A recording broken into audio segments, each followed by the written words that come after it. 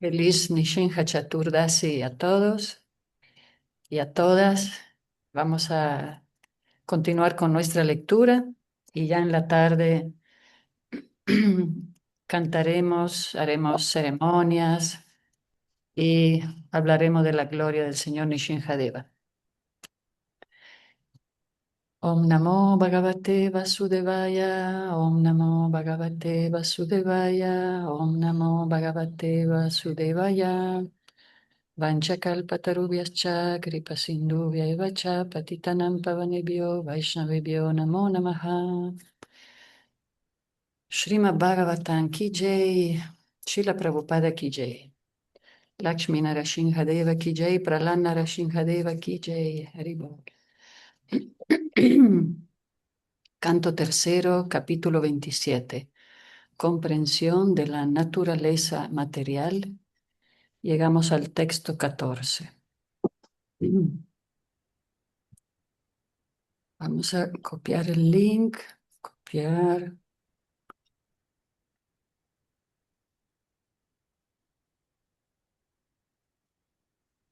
Buen día, Pepe. Aquí está el link. Entonces, ayer estuvimos leyendo, es todo un tema eso de entender esta naturaleza material. Entonces, ayer vimos el paradigma del liberado. Esa es nuestra meta, alcanzar paso a paso este estado sadrik. El alma liberada percibe a Dios presente en todos como un reflejo. Aunque parece fundido en la materia, permanece despierto y libre del ego falso.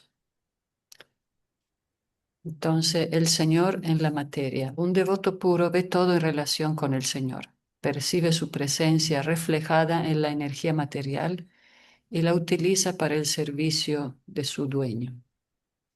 Comentario del profesor. Fusión sin perder la individualidad. El alma liberada no se aniquila.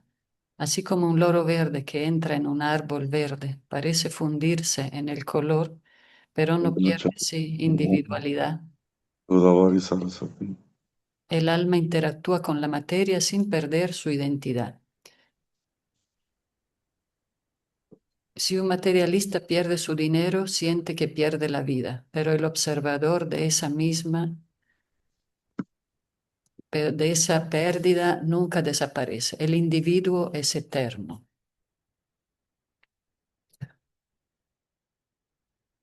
Aquí vemos entonces texto 14 que leímos ayer. Decía justamente, el devoto, aunque parezca fusionado con los 5 elementos materiales, los objetos del disfrute material, los sentidos materiales y la mente e inteligencia materiales, debe entenderse que está despierto y liberado del ego falso. Estuvimos analizando ese punto de fusionarnos con la conciencia divina, fusionar nuestra mente con lo que desea el Señor Supremo, que los deseos del Señor se vuelvan nuestro deseo y no fusionarnos en la problemática de esta vida. Siempre tenemos que forzarnos por ser observadores conscientes, porque es una fusión, pero no implica perder la individualidad. Pase lo que pase, nunca vamos a perder esa individualidad única que tenemos. Entonces ayer se dio ese ejemplo de si alguien no se pierde la salud, pierde su dinero y se funde con con ese problema, puede llegar a alcoholizarse, a suicidarse, a tomar intoxicante, porque se fusiona demasiado con esta problemática material. Por eso el texto dice, aunque parezca fusionado con la naturaleza material, significa que una persona espiritual, un devoto también está siempre eh, preocupado o siempre ocupado en cumplir con sus deberes. Si es, si tiene familia, si estudia, si trabaja, si es monje, pero siempre cumple con su deber. Por eso externamente puede parecer involucrado con la materia, fusionado con la energía material, pero internamente sabe bien quién es la meta, quién es el Señor Supremo, el dueño de todo. Por ejemplo, ahora y vemos la Madre Ananga Manjari está fusionada, adorando y atendiendo las deidades, pero después ella va a su casa y abre su, ¿cómo se llama, madre? Su estética, abre su estética, atiende a sus hijos, su familia. Entonces, aparentemente puede parecer que es la señora de la estética, pero internamente ella sabe bien cómo están las cosas. ¿Mm? No sé si hay comentarios o seguimos con la lectura. Yo tengo una pregunta. Sí, Deva. Sí, y de dónde, por ejemplo, ¿cómo uno puede hacer? Mucho se habla de esto del miedo, por ejemplo, cuando uno estudia en colegio, escuela, universidad, a veces no hay como gurukulas suficientemente como capacitados para que una persona sea eficiente en el mundo material también. Y uno toca ir como a la educación normal, a la educación natural de un país. Entonces mucha gente habla, muchos devotos hablan de que la educación en esas escuelas más bien contamina la mente de los niños, etcétera, etcétera. Pero ¿qué tan real es eso y cómo uno puede manejar esa situación? Porque de ley uno tiene que estudiar de otra manera, ¿no? Por lo menos lo básico, ¿no? Sí, Devala. Definitivamente los gurukulas no están preparados, ¿verdad? Ya se probó muchas veces con ese tema de los niños. Entonces, bueno, aquí, por ejemplo, ya se conectó Lakshmana.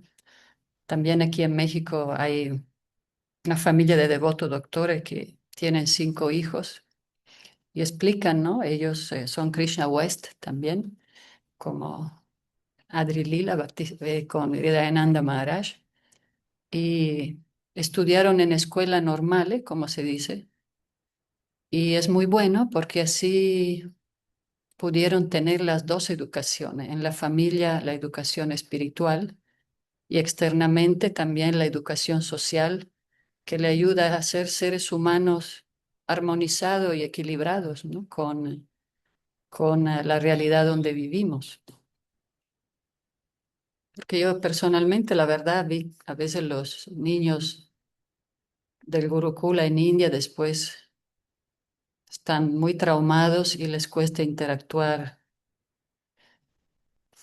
Hay muchos temas, pero definitivamente em, hay que estar siempre enfocado en el tiempo, lugar y circunstancia.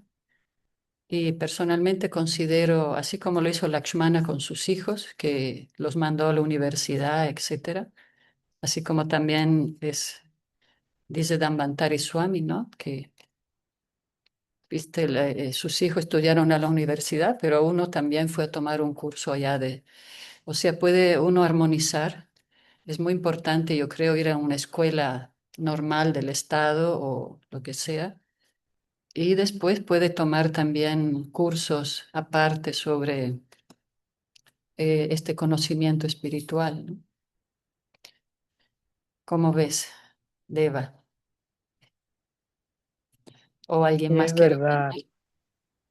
justamente, ahorita me acordé también, eso le habían preguntado a Navina Nirada Prabhu una vez, le dijeron, este, ¿cómo uno puede hacer si la educación, etcétera, etcétera? Y él dijo, hay que aprovechar o sea, no lo voy a decir con las palabras textuales que él dijo, sino que más o menos él explicaba que uno tiene que aprovechar lo que el mundo le está dando. Entonces, mm, es peor que uno no estudie a que uno estudie por lo menos y tenga alguna base en la vida, ¿no? Algo así de eso. Entonces, más bien la educación espiritual viene desde casa también.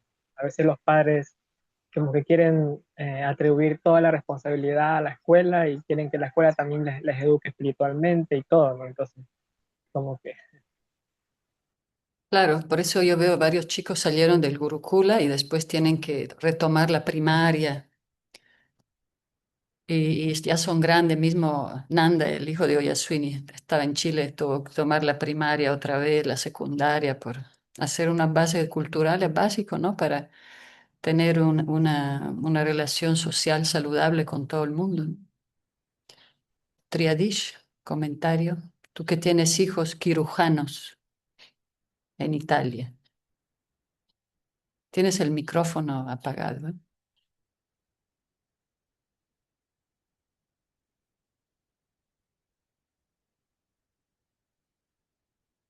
Bueno, que levantó la mano Triadish.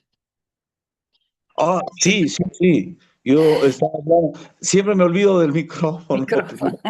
Sí. Un discurso larguísimo, ya me olvidé. Mentira.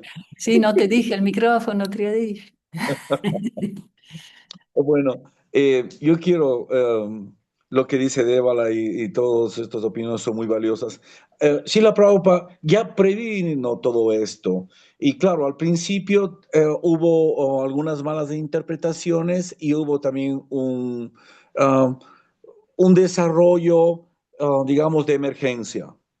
Pero las cosas se han ido ajustando porque la idea de Srila Prabhupada es crear un Varna ashram perfecto. Y en un Varna existen personas que son ingenieros, son doctores, son profesores, son estéticos, son creadores. Bueno, hay un cuerpo social y la parte brahmínica que es muy importante, pero que no son todos los miembros de la sociedad. Alguien tiene que hacer el resto de actividades. Entonces, esta complementación de actividades que necesitan preparación. Nosotros todavía no tenemos organizado todas las universidades y los colegios para ingenieros, para médicos que se necesitan en la sociedad. Entonces, ahora que utilizamos el mundo material para espiritualizarlo de tal manera. Y los devotos jóvenes y nuevos o personas favorables a nuestro movimiento que tienen cualidades y pueden prestar servicio, vemos que son de gran ayuda y de gran utilidad. Y justamente la sociedad nuestra se está formando en ese aspecto en donde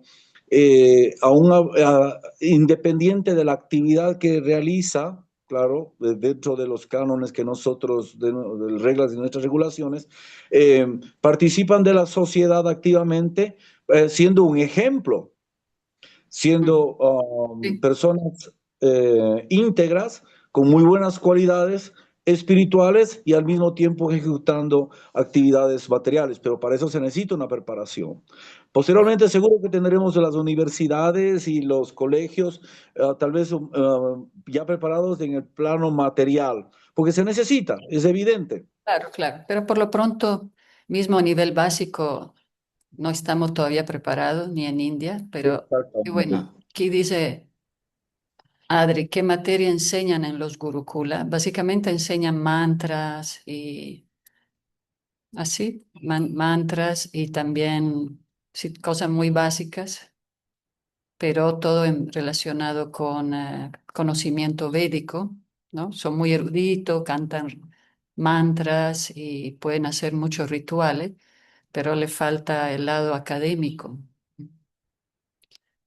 Y sí, como dice Prabhu Triadish, faltan profesores en realidad.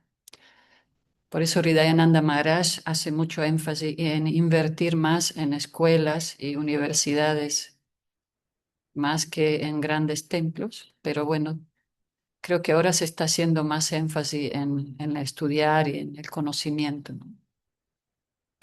Y sí, muy cierto lo que dice Prabhu Triadish también, de que hay que aprovechar también y este, hacer énfasis que todos los devotos estudien y sigan su vocación para servir mejor a la misión. Pepe, Haribol. Aribol, madre, buen día para todos. Buen día, Mire, no sé si encaje esta pregunta que tengo personalmente en el tema en este capítulo, pero tratándose de las dos educaciones, como dice usted que la educación espiritual pues ya la tienen en casa y decidieron hacer una formación educativa escolar pues fuera de esa, ¿verdad? ¿Qué hace en el devoto madre o en este tipo de personas, qué tanto juega el aspecto físico? Porque ya cuando estás a lo mejor sumergido entre el mundo material y lo que es el mundo espiritual y lo tienes bien balanceado hablando de ellos, su aspecto físico, ¿qué papel juega? O sea, en un devoto, ¿qué papel juega el aspecto físico en el cuidado personal, en cuanto a la vestimenta y todas esas cosas? los niños devotos, ¿no? Tienen que ir vestido normal, como todas las demás personas, con su uniforme y todo. No necesitan usar sica ni ir con tilak tampoco. Después le hacen burla. O sea, hay que tener sentido común y ser práctico, ¿no? Sí. Ajá, Y para un niño es pues mucho mejor ir, estudiar y obviamente después también en las escuelas depende del profesor, pero ahora hay mucha apertura también, mucho más que antes. sí. Y, y decir que el niño es vegetariano, tiene su dieta, pero sí, no tiene que ir vestido extraño, Pepe. Ok, ya. No, no, es más que nada Son porque preguntas también, prácticas, claro.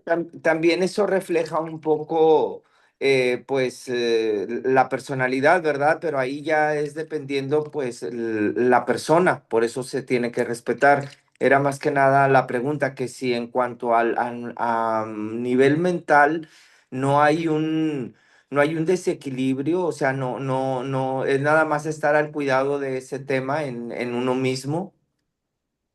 Ujú, O claro. sea, no Sí. tratarnos de irnos más por el postureo, digamos, que por la necesidad o lo que el trabajo corresponde y que hasta cierta medida se tenga que ejecutar de esa manera.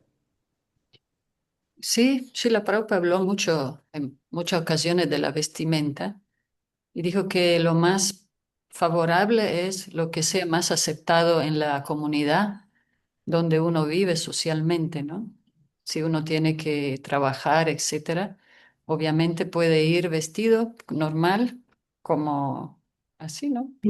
Que lo importante, pero bueno, vamos a escuchar a Lakshmana, que es una madre y tiene mucha experiencia. Muchas gracias, madre. Gracias a ti, Pepe. Lakshmana. Hare Krishna, muchas gracias. Siempre sus comentarios son tan buenos y realmente, pero bueno, este tema es muy interesante. Quiero hablar como desde mi experiencia. Yo tuve mis hijos pequeños y también en otra época donde sí había muchos mitos sobre que llevar a los chicos al colegio, no llevarlos, que sean devotos y bueno, y uno siempre como padre está en esa disyuntiva, ¿no? ¿Cómo lo hago? Si lo hago bien. Entonces, pero definitivamente, como decía Divya, como decían ustedes, hay que ser práctico y más o menos darnos cuenta en qué tipo de cultura estamos. Y también uno ve el crecimiento de los chicos porque hay muchas cosas atractivas para ellos también fuera de conciencia de Krishna y ellos quieren experimentar. Entonces, es muy importante no negarles como esa oportunidad que los chicos tienen de querer estudiar, de querer saber, de querer compartir con más amigos, porque en mi caso, por ejemplo, fue difícil como compartir con más amigos devotos en la escolaridad para mis hijos y todo. Entonces, definitivamente ellos fueron al colegio y uno fortalece la parte espiritual en la casa, ¿no? Y también les enseña a los chicos cómo relacionarse, cómo también predicar, ¿no? De alguna manera, cómo compartir para ellos el conocimiento y lo hacen. Entonces, creo que es positivo. Y alguna vez Sheila Virabajo hablaba de este tema mismo en Cuenca, que éramos una pequeña comunidad de varios grijastras con niños y todo. Y él decía que uno tiene el servicio de acompañar a los niños en su vida, ¿no? Y uno tiene que darle las herramientas para que ellos puedan vivir en este mundo material y también herramientas espirituales para que puedan superar varias cosas. Y uno les da el ejemplo, que es lo más importante, trata de que la casa de uno sea un templo donde se ofrece prashada, donde se canta, donde se recuerda los pasatiempos de Krishna y ellos automáticamente crecen con ese bhakti, con esa devoción a Krishna desde pequeños, ¿no? Porque lo ven en los padres y eso va a ser crucial para su vida espiritual. Y si la abajo decía que es como cuando uno lleva al caballo hasta el río, pero no lo puede obligar a tomar agua. Entonces es igual, ¿no? Uno lleva a los hijos, acompaña a los hijos en su proceso material y espiritual hasta cierto momento. Después ellos van a decidir si son devotos, si no quieren ser, si es a medias o cómo manejan su espiritualidad. Entonces, uno tiene que acompañarlos y acompañar significa también darle herramientas materiales. Y claro, si vivo tal vez en la India, sería la opción el Gurukula y como después otras opciones, pero si estamos en Occidente, es importante cuidar la asociación, eh, crear un ambiente sano espiritual para los chicos y también que ellos sigan su camino y también decidan de acuerdo a su naturaleza, cómo quieren vivir la conciencia de Krishna. Eso. Bueno, no sé si aporten algo, pero bueno, muchas gracias por el espacio. Gracias, Lakshmana.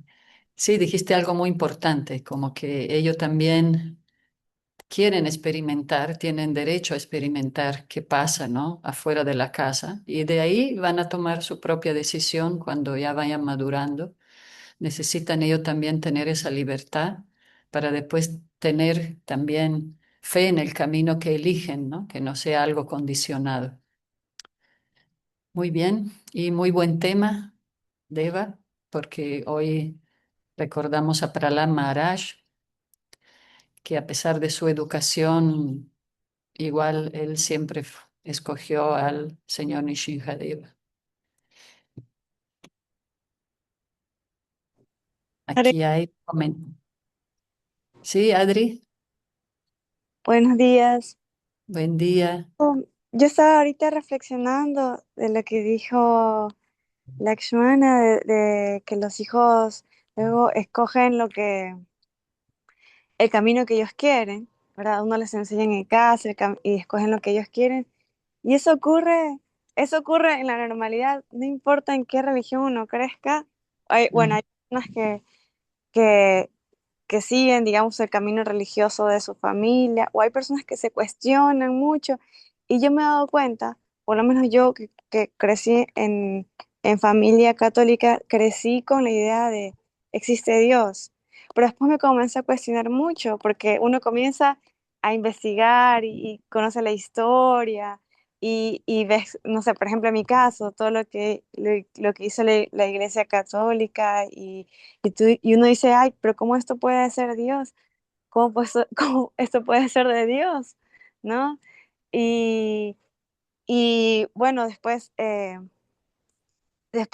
la iglesia sí creo que mandó un mensaje de que cometió un error, ¿verdad? En esas épocas, porque hubieron también muchas otras personas que ni siquiera estaban conscientes de Dios, sino que solo estaban como que persiguiendo el poder y llegaron a estos grandes puestos de papas y todo esto.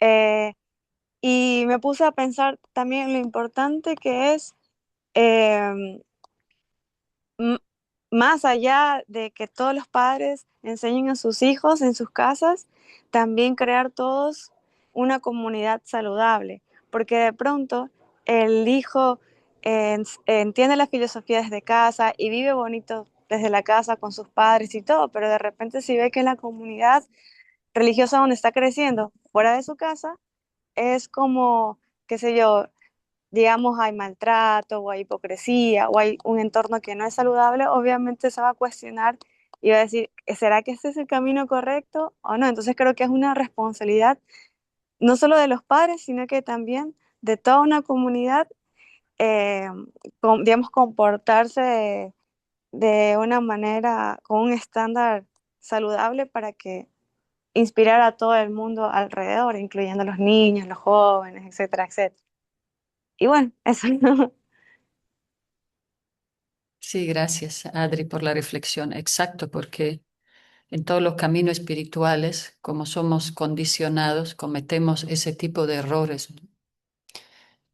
Y, y así a veces no damos el buen ejemplo y por eso después no hay mucha atracción religiosa ahora. Pero bueno, tratamos de crear una conexión más espiritual, ¿no? Con todos. Y sí, los errores que cometemos también en nuestra comunidad de ISKCON también es un camino nuevo a nivel histórico en Occidente, pero asimismo siempre se cometen errores y sí, ese es el enfoque, ¿no? Mejorar nosotros mismos para dar un buen ejemplo. Aquí Devala dice, yo me he dado cuenta también de que cuando el ambiente es positivo y espiritual en casa, para los hijos en el futuro es difícil sacar a Krishna del corazón de los chicos. Gracias, gracias. Sí, sí, el aspecto familiar es importantísimo. Porque yo conozco unos chicos que en Mayapur viven ahí su familia y la familia los pusieron en el Gurukula de chiquitos, 4 o 5 años. Y a pesar que aprenden mucho en el Gurukula, pero después tenían ese conflicto, ¿no? Del abandono. Sentían que la mamá los había abandonado por dejarlos ahí en la escuelita y porque es como internado, ¿no? Viven ahí. Entonces hay muchos aspectos que se hicieron y vemos que no son saludables y pues hay que trabajar mucho en ellos. ¿Mm? Definitivamente los niños tienen que estar con sus papás y pueden ir de día, pero siempre la familia es el ambiente más importante. Muy bien, Prahlad Maharaj Ki Jai.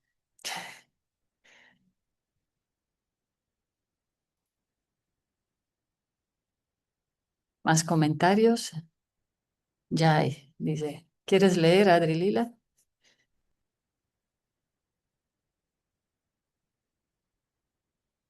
Oh, hola, ya, perdón, el micrófono no me aparece el signito de desactivar. Em, ¿El texto sería el 15 o no? 15. Sí. Ya, traducción. El ser viviente puede tener una sensación nítida de su experiencia como observador, pero durante el estado de sueño profundo, debido a la desaparición del ego falso, perdón, del ego, falsamente se considera perdido, como el hombre que ha perdido su fortuna y está afligido, creyendo que es él mismo lo perdido. ¿Puedo leerlo otra vez? Sí, sí, sí, es verdad. El ser viviente puede tener una sensación nítida de su existencia como observador, pero durante el estado de sueño profundo, debido a la desaparición del ego, falsamente se considera perdido, como el hombre que ha perdido su fortuna y está afligido, creyendo que es él mismo lo perdido. Bueno, significado. Solo bajo la influencia de la ignorancia puede una entidad viviente creer que se ha perdido. Sí, cuando uno obtiene conocimiento, llega a su verdadera posición de existencia eterna, sabe que no se ha perdido. Aquí se cita un ejemplo apropiado. Nashta vita a ivaturaha. La persona que ha perdido una gran cantidad de dinero puede creer que ella misma se ha perdido, pero la realidad es que no se ha perdido, tan solo ha perdido su dinero.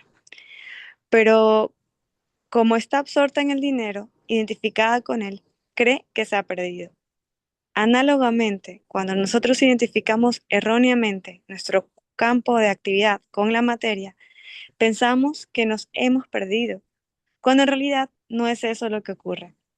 Una persona revive su verdadera posición tan pronto como cobra conciencia del conocimiento puro de entender que es un servidor eterno del Señor. La entidad viviente nunca puede perderse. En el sueño profundo, cuando olvidamos nuestra identidad, nos absorbemos en el sueño y puede que pensemos que somos otra persona distinta o que nos hemos perdido, pero en realidad nunca, pero en realidad nuestra identidad sigue intacta. La idea de estar perdido se debe al ego falso y no se desvanece mientras no cobramos conciencia de nuestra existencia como servidores eternos del Señor. Los filósofos mayavadis tienen el concepto de volverse uno con el Señor Supremo, que es otro indicio de estar perdido en el ego falso. Podemos tener la falsa pretensión de ser el Señor Supremo, pero en realidad no lo somos. Esa es la trampa final que la influencia de Maya pone a la entidad viviente. Pensar que somos iguales al Señor Supremo o pensar que somos el propio Señor Supremo se debe también al ego falso.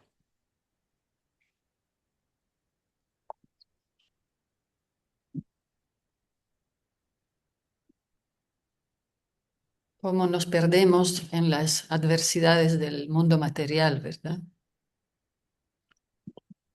Sí. Hasta nos perdemos en cosas pequeñas, a veces, no sé,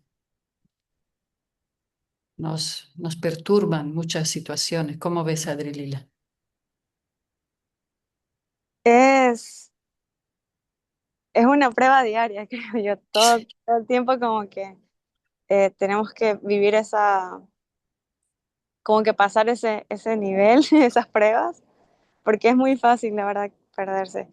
Hay veces que en los sueños, eh, hay veces que uno incluso tiene sueños donde sabe que está soñando y hay otras veces en que uno tiene sueños en que, haciendo la analogía del sueño, en que uno de verdad piensa que esa es la vida real.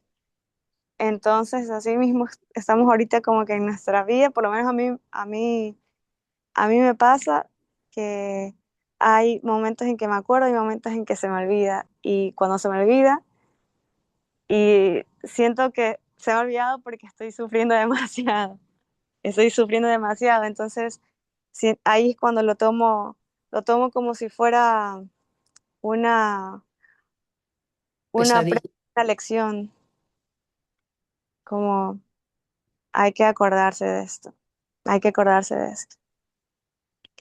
Y Y cuando uno también se siente feliz y se acuerda, ¿no?, de la realidad, también siento que es una buena señal de que estoy agradando a Krishna de alguna forma porque lo siento conmigo, se está manifestando. Pero si me olvido es como que mm, yo misma me olvidé de Krishna también.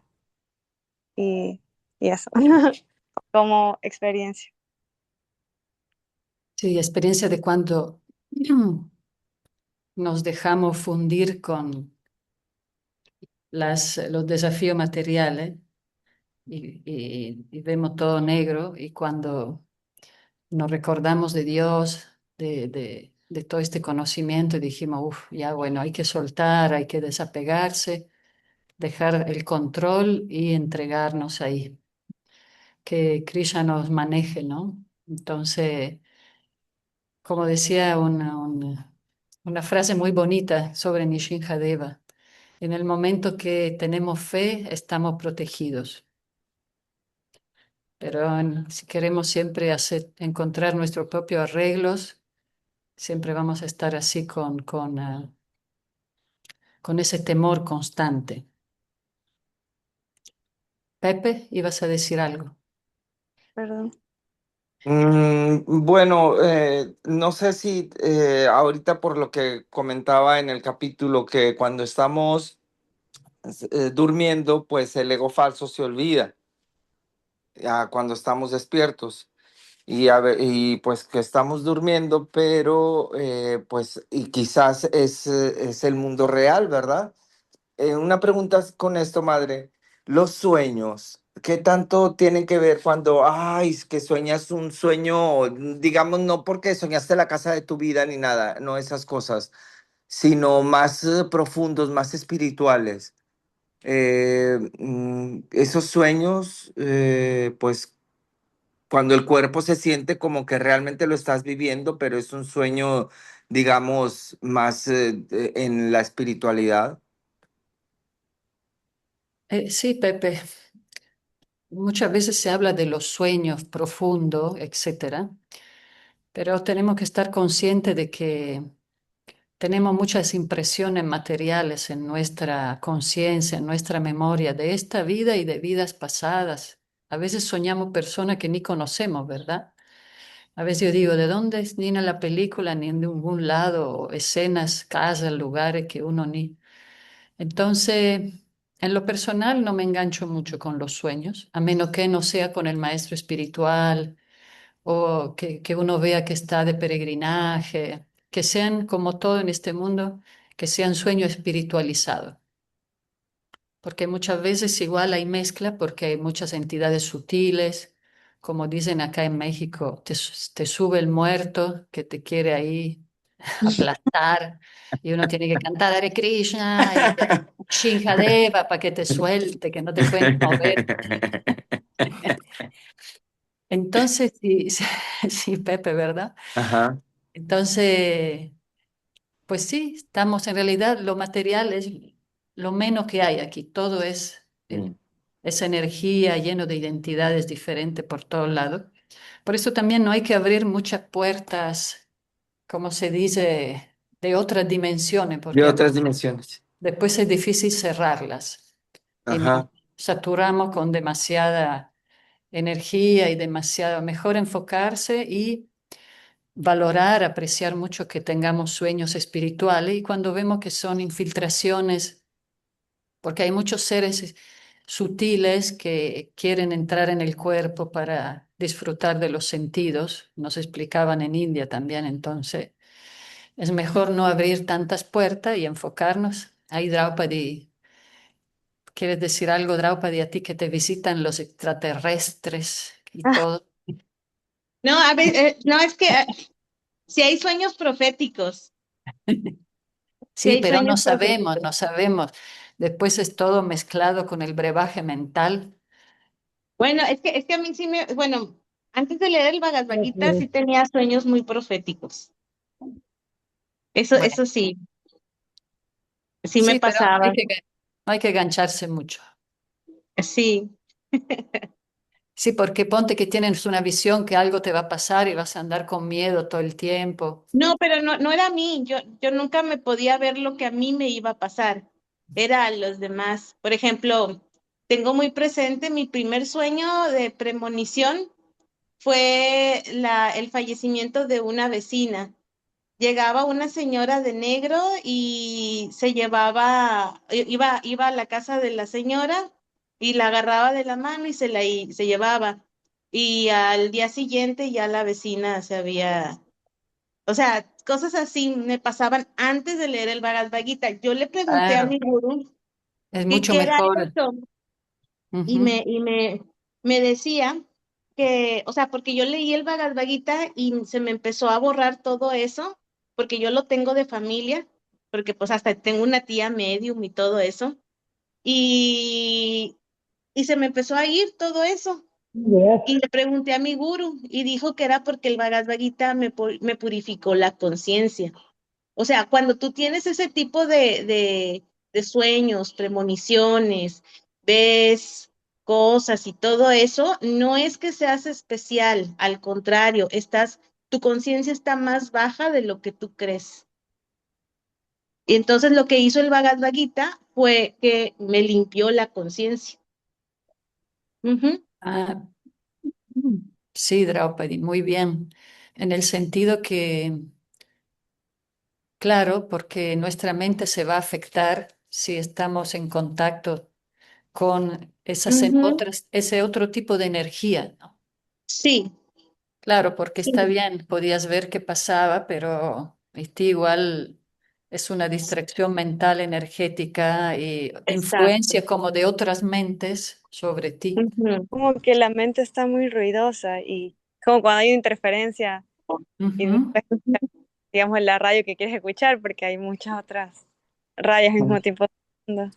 Bueno, yo no he tenido ese tipo de sueños. Ahora, últimamente no tengo sueños, sino por un sueño en específico que me quedó muy grabado, donde al final me veo en una colina viendo todo el mar, sí, en calma, todo era, el sol se reflejaba, se veía dorado y tal, y no sé, veía puros animales, todos eran blancos, todo era blanco, todo era blanco.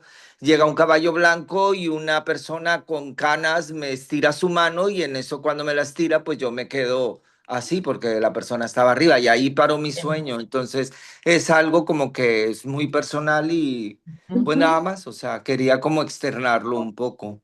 Sí. Sí, esos son sueños bonitos. Ajá. Y eso se está bien. Ajá. Ay, Mayra, Mayra, Sophie, Haribol, Sophie. arriba. Haribol, ¿cómo están? Bien, Ananda, ¿cómo vamos? Ay, pues ahorita están tocando un tema que justo como cruza un poquito con una experiencia personal muy reciente que precisamente creo que la comenté hace de hecho unos días. Bueno, he tenido muchas ganas de acompañarlos más, pero bueno, de pronto la agenda ahí de trabajo y bueno, responsabilidades como que no permite mucho, pero precisamente me pasó hace unos días que lo soñé y soñé al maestro Mahatma.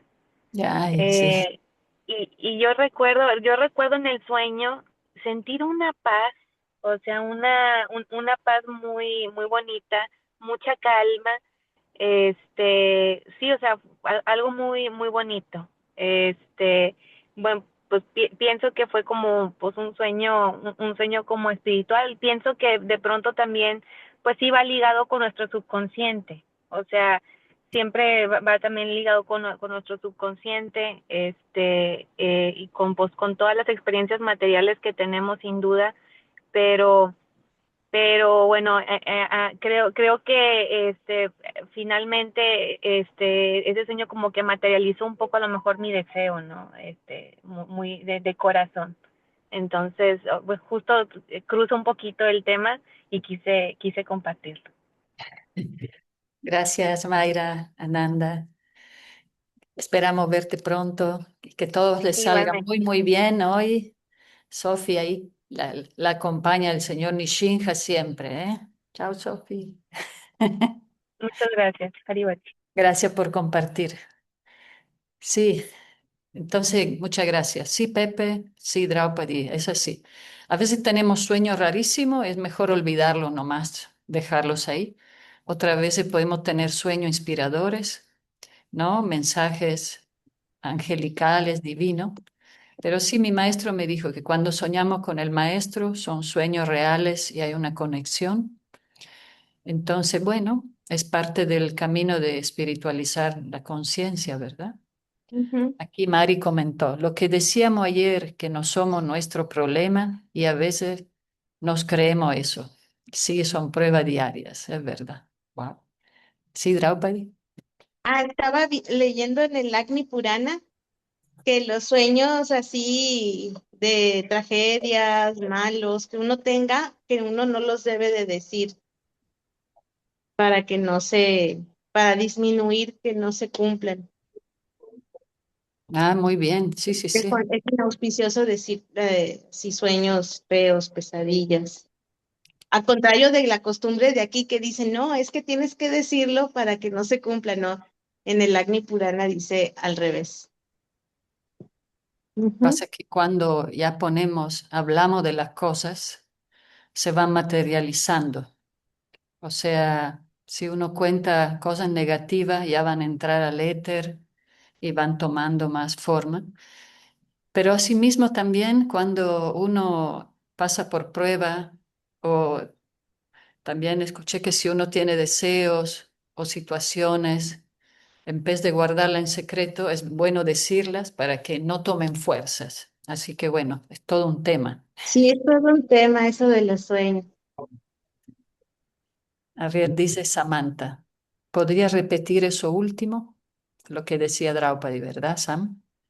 Ah, lo del Agni Purana, que decía que el Agni Purana es el Purana del semidios del fuego. De hecho, vamos a hacer hoy lo vamos a invocar hoy en la ceremonia de fuego, ¿no? Nos va a purificar.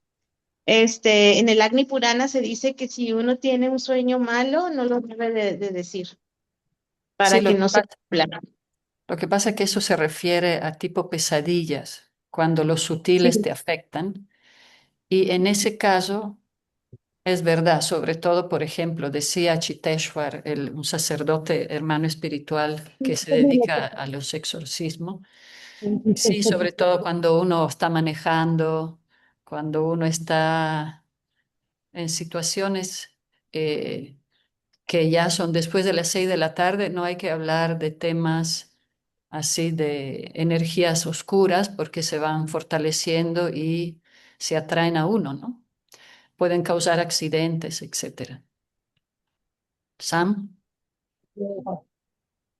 ¿está bien? Qué interesante eso, madre. Sí, Pepe. Eso es muy interesante, no hablar y tampoco ver nada de publicidad o cosas reels y eso que se relacione con ese tipo. Claro, nos afecta. Los que le gustan la película de terror son, pues no es muy favorable para la conciencia, ¿no? Ok, ok, gracias. Sí, Pepe, así es como que nos decía Chiteshwar, ¿no? Cuando ellos pueden causar accidente. Claro, es que como es cuando llamas a alguien por nombre, se da vuelta y te ve y te sigue. Sí, entonces pueden crear mucho disturbio emocional también.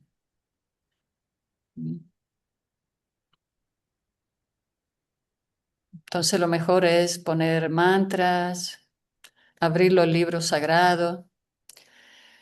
A ver qué dice Adri. Hoy en una clase que escuché, justo decía el maestro espiritual, nuestra misión es siempre recordar a Krishna y nuestra prohibición es olvidar a Krishna. Les propongo un challenge. Recordar a Krishna hasta en los sueños. Eso es un buen desafío.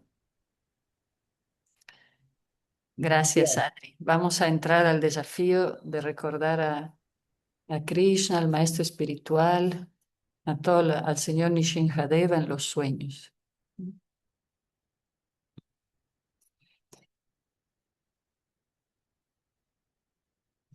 Todos meditativos sobre estos temas sutiles. Había, había escuchado, no, leído algo de mi maestro espiritual, se sentía ya Patakasami, había comentado que si uno sueña con el maestro espiritual, ese sueño es real. Pero él también había dicho que, pero si sueñas con el maestro espiritual que está volando sobre una pizza, entonces lo más probable es que tú no hayas comido bien o hayas comido mal en la noche y ese sueño quizá puedes descartarlo, algo así. Sí. Sí, es como dice el Srimad Bhagavatam. Tenemos un brebaje mental, una sopa mental con muchas interferencias. Entonces, a través del proceso, vamos limpiando la mente y la conciencia y vamos a poder conectarnos incluso con Dios que está en el corazón y limpiar ese canal de información. Pero mientras tanto, tenemos muchas interferencias, ¿verdad?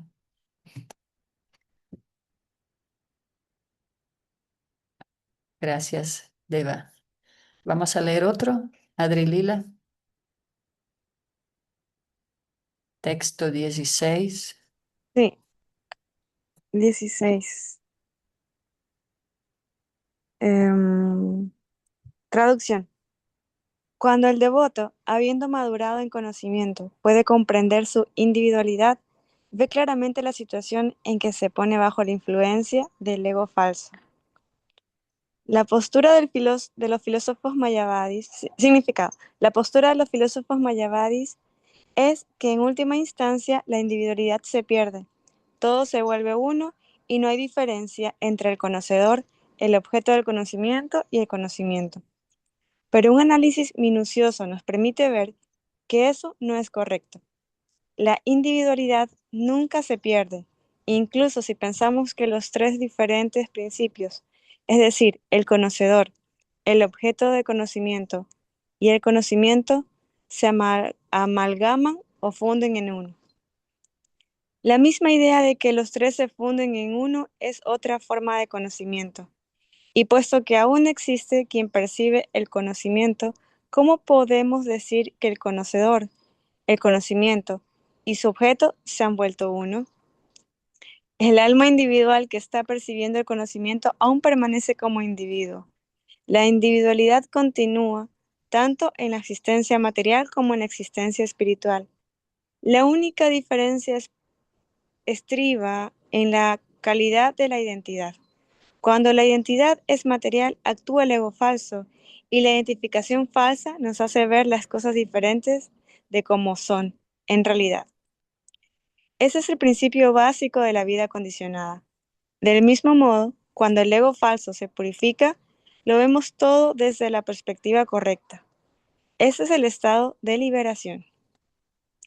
En el Isopanishad se afirma que todo pertenece al Señor. Ishavasya Idam Sarvam, todo se sustenta en la energía del Señor Supremo. Esto se confirma también en el Bhagavad Gita. Como todo es producto de su energía y se sustenta en ella, la energía no es diferente de él. Aún así, el Señor declara, yo no estoy en todo. A quien entiende claramente su posición constitucional, todo se le vuelve evidente. La visión que tenemos de las cosas bajo la influencia del ego falso nos condiciona, mientras que ver las cosas tal como son hace que nos liberemos. Aquí puede aplicarse el ejemplo dado en el verso anterior. Como su identidad está absorta en el dinero, cuando pierde el dinero, él también se cree perdido. Pero en realidad él no es idéntico al dinero, ni éste le pertenece. Cuando se revela la verdadera situación, entendemos que el dinero no pertenece a ninguna persona ni entidad viviente individual, ni lo han producido los hombres. En última instancia, el dinero es propiedad del Señor Supremo y es imposible que se pierda. Pero mientras cometamos el error de pensar, yo soy el disfrutador o yo soy el Señor, continuamos bajo el mismo concepto de la vida y seguimos condicionados. Tan pronto como eliminamos ese ego falso, nos liberamos.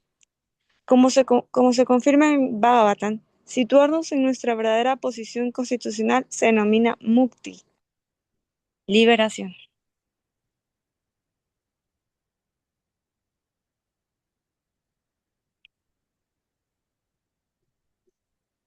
Entonces, el gran tema que nos creemos los propietarios. Desde chiquitos estamos con mío, este no es tuyo. Y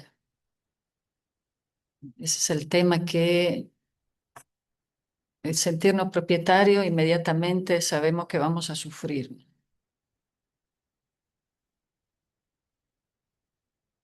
Pero bueno, cuando suframos vamos a pensar bien en esto. Nada es mío. El dinero que viene, que es el ejemplo de ahora, es en realidad, puedo verlo como algo material o puedo verlo como la energía espiritual de Lakshmi Devi, y ella viene y se va cuando lo considera. Sobre todo si hacemos mal uso de su energía sagrada, tarde o temprano se va a ir, pero usamos su energía sagrada para servir a los demás, al Señor Supremo, porque recordemos que la diosa de la fortuna siempre está con Dios, solo que a veces o muchas veces se quiere disfrutar de ella olvidándose de Dios. Entonces ahí viene el tema que ella es súper libre y súper independiente, la diosa de la fortuna. Entonces, el único lugar donde siempre está fija es a los pies del loto del Señor Supremo. Vamos a pedir bendición al señor Nishinjadeva, que es el esposo de la diosa de la fortuna, para que nos libere de esta ilusión material de creernos los propietarios, los disfrutadores. Como ven, queridas y queridos devotos y devotas, ¿algún comentario? Hoy festejamos entonces al señor Nishinjadeva. También el domingo. Siempre hacemos la fiesta en domingo para que sea más favorable para la congregación. Que así sea. Jai, dice Mari. Muy bien. Así que el señor Nishinjadeva corte esos nudos del corazón que nos tienen atrapados en esta energía material, que también es una creación de él, porque nosotros lo pedimos. Y él como Padre bondadoso dice, bueno, si quieren probar, adelante, ¿no? Como decía Lakshmana, uno tiene que, los padres tienen que dejar la posibilidad a los hijos que tomen su camino con conciencia y respetando la individualidad. Hare Krishna, Mari, nos vemos. Dice Adri, un gusto escuchar a Lakshmana hoy. Sí, Lakshmana casi nunca habla. Es muy sabia, pero viste, tiene que hablar más seguido Lakshmana, ¿eh? Bueno, queridísimo y queridísimas, entonces, Mahanta, ¿algún comentario? Ay, igual, gracias. Sí, te iba a decir lo de la semana, que qué bueno escucharla. Sí, Abrazos, ¿no? sí, abrazos, Mahanta. Muchas gracias a todos, a todas, y feliz día de Nishinja Chaturdasi. Feliz día a todos, nos vemos más tarde, buen día. Sí, Pepe, nos No. vemos al rato. Haribol, Triadish. Haribol. Gracias. Gracias, Haribol. Oh, gracias. Jai Nishinja Deva Ki Jai. Yay. Yeah.